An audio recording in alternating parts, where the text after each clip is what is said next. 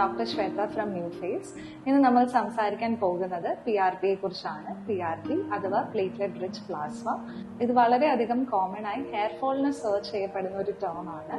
നമ്മുടെ ബോഡിയിലെ തന്നെ ബ്ലഡിൽ നിന്ന് പ്ലേറ്റ്ലെറ്റ്സിനെ നമ്മൾ ഒബ്റ്റെയിൻ ചെയ്ത് ഇത് ഡബിൾ സ്പിൻ സെൻട്രിഫ്യൂഗിംഗ് വഴി കോൺസെൻട്രേറ്റഡ് പ്ലേറ്റ്ലെറ്റ്സിനെ നമ്മുടെ മുടികൊഴിച്ചിലുള്ള ഏരിയാസിൽ ഇത് ഇൻജെക്ട് ചെയ്യുന്നു. ഇതാണ് PRPയുടെ ടെക്നിക്ക്. 3 സെഷൻസ് ആണ് നമ്മൾ PRPയിൽ റെക്കമെൻഡ് ചെയ്യുന്നത്.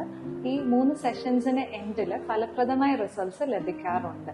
PRPയിലെ മെയിൻ കമ്പോണന്റ് ഗ്രോത്ത് ഫാക്ടേഴ്സ് ആണ്. ഈ ഗ്രോത്ത് ഫാക്ടേഴ്സ് നമ്മുടെ ഹെയർ ഫോളിക്കിൾസിലെ സ്റ്റെം സെൽസിനെ റിജുവിനേറ്റ് ചെയ്യുന്നു.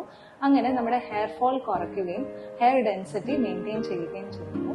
അപ്പം എല്ലാവരുടെയും ഒരു ചോദ്യമാണ്, ഈ ഒരു 3 സെഷൻസിന് ശേഷം ഈ റിസൾട്ട്സ് മെയിൻറ്റെയിൻ ചെയ്യുമോ ഇല്ലയോ എന്ന്.